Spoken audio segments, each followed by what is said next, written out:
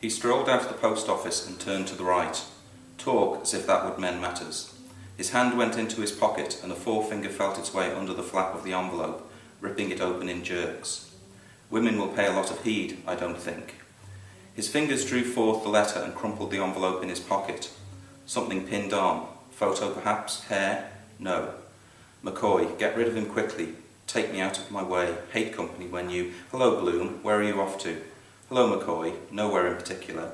How's the body? Fine. How are you? Just keeping alive, McCoy said. His eyes on the black tie and clothes, he asked with low respect, Is there any... No trouble, I hope. I see you're... Oh no, Mr. Bloom said. Poor Dignam, you know. The funeral is today. To be sure, poor fellow. So it is. What time? A photo it isn't. A badge, maybe?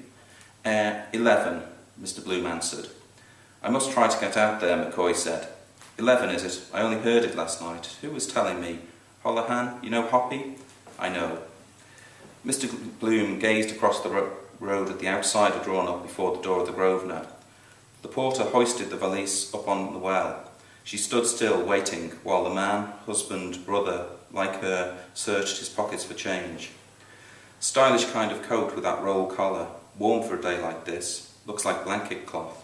Careless stand of her with her hands in those patch pockets, like that haughty creature at the polo match. Women all for caste till you touch the spot. Handsome is and handsome does, reserved, about to yield.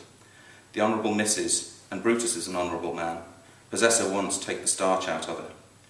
I was with Bob Doran, he's on one of his periodical bends, and what do you call him, Bantam Lions, just down there in Conway's we were. Doran, Lions, in Conway's. She raised a gloved hand to her hair. In came Hoppy, having a wet. Drawing back his head and gazing far from beneath his veiled eyes, he saw the bright fawn skin shine in the glare, the braided drums. Clearly I can see today. Moisture about gives long sight perhaps. Talking of one thing or another. Lady's hand. Which side will she get up? And he said, sad thing about our poor friend Paddy. What Paddy? I said. Poor little Paddy Dignam, he said. Off to the country, Broadstone perhaps. High brown boots with laces dangling. Well-turned foot. What's he foostering over that change for? Sees me looking. I am for the other fellow always. Good fallback, 2 strings to a bow. Why, I said. What's wrong with him, I said. Proud, rich, silk stockings. Yes, Mr. Bloom said. He moved a little to the side of McCoy's talking head, getting up in a minute. What's wrong with him, he said. He's dead, he said. And faintly filled up. Is it Paddy Dignam, I said. I couldn't believe it when I heard it. I was with him no later than Friday last, or Thursday was it, in the Arch. Yes, he said, he's gone. He died on Monday, poor fellow. Watch, watch. Silk flash, rich stockings, white. Watch. A heavy tramcar honking its gong, slewed between. Lost it. Cursed your noisy pug-nose. Feels locked out of it. Paradise in the Perry. Always happening like that. The very moment. Girl in Eustace Street hallway Monday, was it, settling her garter? Her friend covering the display of esprit de corps. Well, what are you gaping at? Yes, yes, Mr. Bloom said after a dull sigh. Another gone. One of the best, McCoy said. The tram passed. They drove off towards the Loop Line Bridge, her rich gloved hand on the steel grip. Flicker, flicker, the lace hair flare of her hat in the sun. Flicker, flick. Wife well, I supposed, McCoy's changed voice said. Oh yes, Bloom said. Tip-top, thanks. He unrolled the newspaper batten and read idly. What is home without Plumtree's potted meat? Incomplete. With it, an abode of bliss.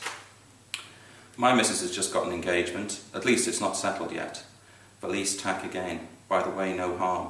I'm off that, thanks.